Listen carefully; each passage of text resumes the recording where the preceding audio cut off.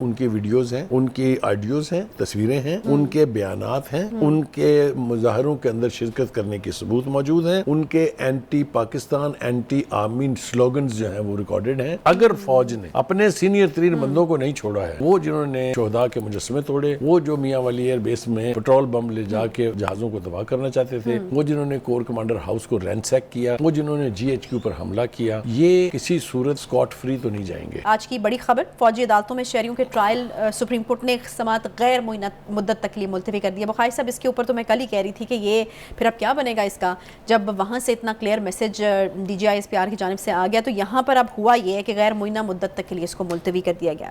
دیکھیے، سب سے بڑی تکلیف دہ بات یہ ہوتی ہے جب آپ نان ایشوز کو ایشوز بنائیں۔ جو فوجی عدالتوں کے قیام کا تعلق ہے، اس کے اوپر آج 40-45 سال کے بعد بحث کرنا مجھے عجیب و غریب لگتا ہے۔ ہمارے وہ ججز جو اس کو ریویو کر رہے ہیں، ان میں سے بہت سے ججز ایسے ہیں جنہوں نے فوجی عدالتوں کی دی گئی سزائیں کو یا انڈورس کیا ہے یا ان کو ریجیکٹ کیا ہے۔ مطلب یہ کہ وہ اس کے ساتھ ریکنسائل کرتے رہے ہیں کہ ہاں فوجی عدالتیں ہیں۔ ابھی آپ یہ دیکھیے کہ جو پچھلی حکومت تھی، جو آپ کے پی ٹی آئی کے جو یعنی پی ٹی آئی کی جو حکومت تھی، اس میں بھی 25 لوگوں کا ٹرائل ہوا۔ اس میں سے 3 کو سزائے موت ہوئی، کچھ کو 10 سے 12 سال سزا ہوئی۔ اب ٹھیک ہے کہ اپیل کا حق ہے، چونکہ اس میں لہٰذا ہائی کورٹ نے اور سپریم کورٹ نے ان سزاؤں کو یا معاف کیا یا کم کر دیا۔ یہی صورتحال اب بھی ہے۔ یہ عدالتیں 1952 میں آرمی ایکٹ کے تحت تشکیل پائی تھیں، اور جس طرح کل D G I S P R نے بتایا کہ 17 عدالتیں جو ہیں، جو سٹینڈنگ کورٹس ہیں، وہ کام کر رہی ہیں آلریڈی پہلے سے۔ تو یہ ایک تاثر جو دینے کی کوشش کی جا رہی ہے نا کہ یہ شاید نیا تماشا لگایا ہے فوج نے، یا ایک پہلی دفعہ یہ ایسا ہونے جا رہا ہے، یہ بالکل غلط ہے۔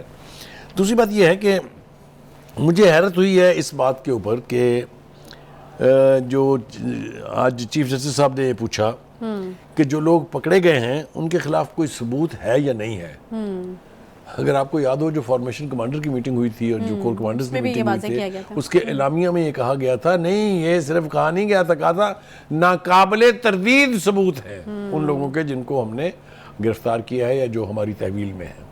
یہ کہنے کے بعد پھر یہ اس طرح کے بنیادی سوال پوچھنا میری سمجھ سے بالکل باہر ہے۔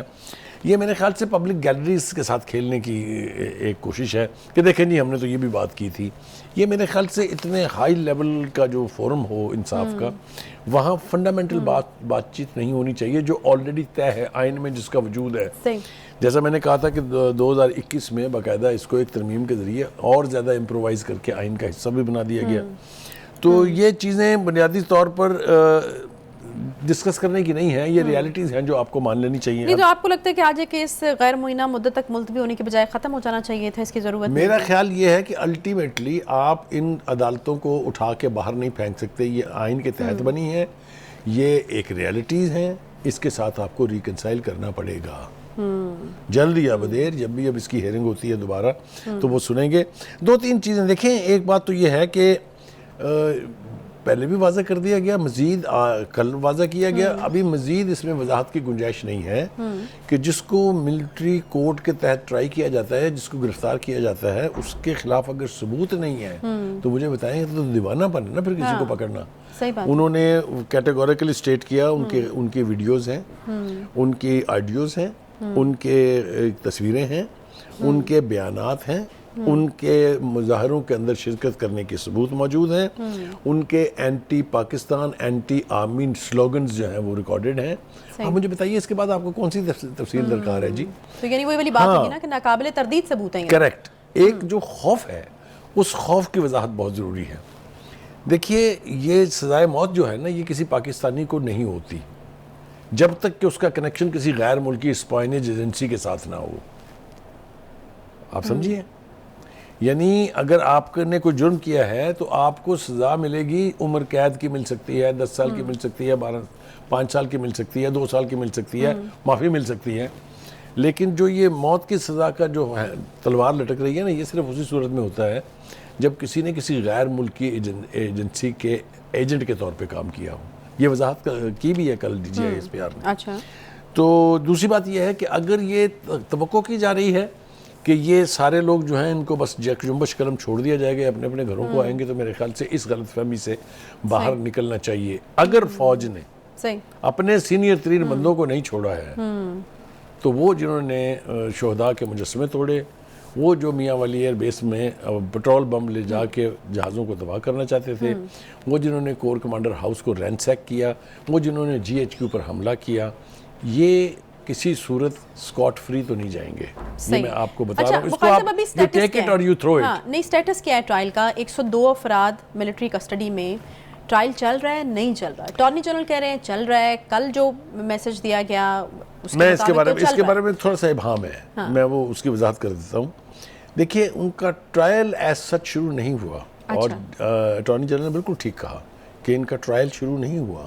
ان کی انویسٹیگیشن ہو رہی ہے، اور انویسٹیگیشن کاہے پہ ہو رہی ہے کہ ان کا تعلق فوج کے اندر کسی شخص سے تو نہیں ہے. اچھا، یہ ڈھونڈا جائے کہ کیا ان لوگوں کا جن کا ٹرائل شروع ہونا ہے ابھی، ان کے بارے میں تفتیش کی جا رہی ہے کہ کیا یہ کسی سے ہدایات تو نہیں لے رہے تھے فوج میں، یا کسی فوجی کے ساتھ ان کی کوئی سازش کا حصہ تو نہیں تھا. جس دن وہ کمپلیٹ ہو جائے گا process, then it will come to trial. ٹھیک ہے، یہ بنیادی بات ہے. یہ میرے خیال سے اٹارنی جنرل نے کافی واضح کرنے کی کوشش کی ہے، لیکن وہ کچھ لوگ ہوتے ہیں جو بال کی کھال اتارتے رہتے ہیں. میرے خیال سے اس پر بال کی کھال اتارنے سے مطلب نقصان تو ہو سکتا ہے، فائدہ کوئی نہیں ہونے جا رہا. اس لیے میرا خیال ہے اس کے بارے میں ابہام. اچھا بخاری صاحب، جسٹس عائشہ ملک نے کہا کہ کیا یہ جو 102 افراد کی لسٹ ہے آپ نے دی، یہ پبلک ہوگی؟ تو اٹارنی جنرل نے کہا کہ درخواست ہے کہ 102 افراد کے نام اور تفصیلات کی لسٹ پبلک نہ کی جائے.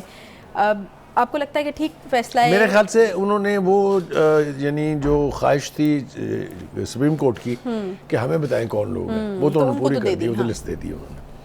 باقی میرا خیال سے انہوں نے اس لیے بھی کہا ہے کہ اس لسٹ کو پبلک نہ کیا جائے کہ ممکن ہو سکتا ہے اس میں سے کچھ لوگ بے قصور ہوں.